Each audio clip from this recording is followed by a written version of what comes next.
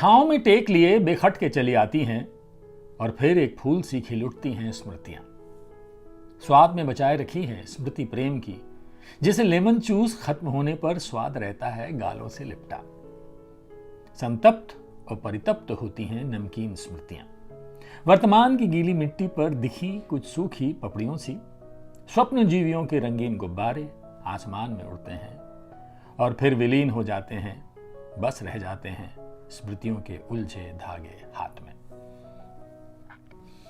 ये कविता यतीश कुमार जी की है और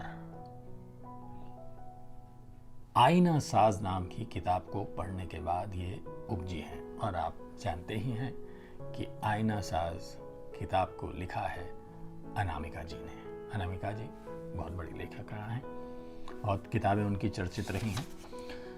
तो फिर अगली कविता मैं लेता हूं कि शायरों के भीतर बहुत कुछ रिवाइंड होता रहता है।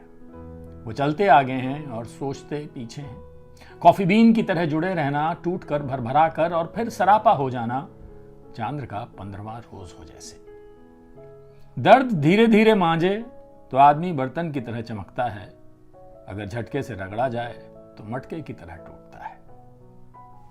राख में जिस्म भस्म होता है, सवाल नहीं और सवाल कतरा कतरा बिखरता है, चटके मर्तबान से गिरते कंचों की तरह। फिर से सुनोगे? शायरों के भीतर बहुत कुछ रिवाइंड होता रहता है। वो चलते आगे हैं और सोचते पीछे हैं। कॉफी बीन की तरह जुड़े रहना, टूट कर भरभरा कर और फिर सरापा हो जाना, चांद का 15वां रोज हो जैसे। दर्द धीरे धीरे मांझे तो आदमी बर्तन की तरह चमकता है और झटके से रगड़ा जाए तो मटके की तरह टूट जाता है। राख में जिस्म भस्म होता है, सवाल नहीं और सवाल कतरा कतरा बिखरता है, चटके मर्तबान से गिरते कंचों की तरह। वाह यतीश कुमार जी, कमाल कर दिया आपने। आईना साज अनामिका की किताब, उससे निकली हुई कविताएं।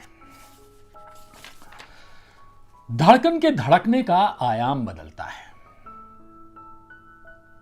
धड़कन के धड़कने का आयाम बदलता है। अपनी बात छुपाने के लिए मैं तेज तेज बोलता हूं।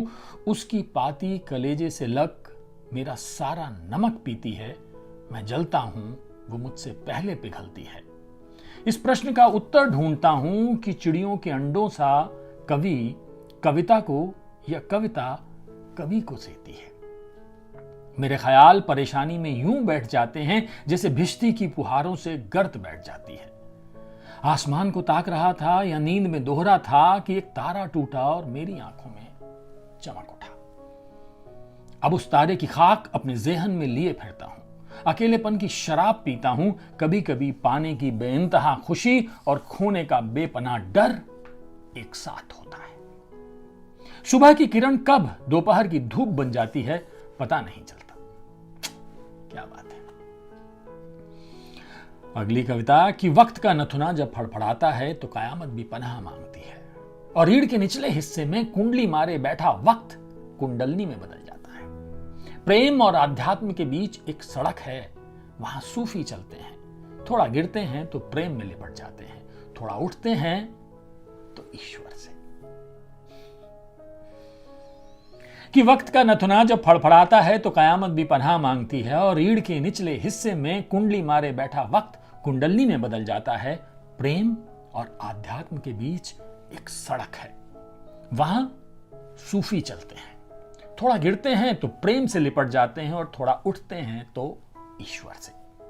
हर रूह की अपनी तस्वीर, अपना अलग आईना, पर जो सबका आईना बन जाए वो बस खुदा है। एक आसरा है जो समय की धार पर खड़ा है। एक मोहब्बत है जो झूठी शान से लड़ रही है। उन्मेष और निमेष के बीच अना एक झपकी है, जो ये मिट जाए तो तीसरी आंख खुल जाती है। आनंद आ गया। आईना साज अनामिका की किताब और यतीश कुमार जी की कविताएं। हाँ, क्या पढ़ूं मैं? एक आखिरी कविता, चलिए, जो आखिरी है, 13वीं कविता आखिरी। इतिहास मिथक के गले लग रहा है, अलम और खुशी का फर्क मिट रहा है, तदर्थ के पिंजरे से निकल चुप्पी समझदार हो रही है। चुप्पी समझदार हो रही है। इतिहास मिथक के गले लग रहा है, अलम और खुशी का फर्क मिट रहा है, तदर्थ के पिंजरे से निकल चुप्पी समझदार हो रही है, कम सुखन बहिष्ठ तलाशता है और मौन गौरैया जिसे फुदकते शब्द। कभी कभी दुखी मन और रुधा गला घर का गेट खोलते ही मैं करने लगता है और चित्त खुद पर मुस्कुरा उठता है। क्षमा खुद पर अन्याय का पर्याय बने, इससे पहले खुद की चेतना जरूरी है। मस्त कलंदर का चिमटा खनकता है और कहता है, औलिया मरते नहीं, उनका विशाल होता है। उफ। मस्त कलंदर का चिमटा खनकता है और कहता है, औलिया मरते नहीं, उनका विशाल होता है। इश्क भी मरता नहीं। आविर्भाव यतीश कुमार जी की का संग्रह 11 उपन्यास कृतियों को पढ़ने के बाद जो कविताएं निकली, आज मैंने आपको आईना साज अनामिका की किताब पर लिखी हुई कविताएं सुनाई।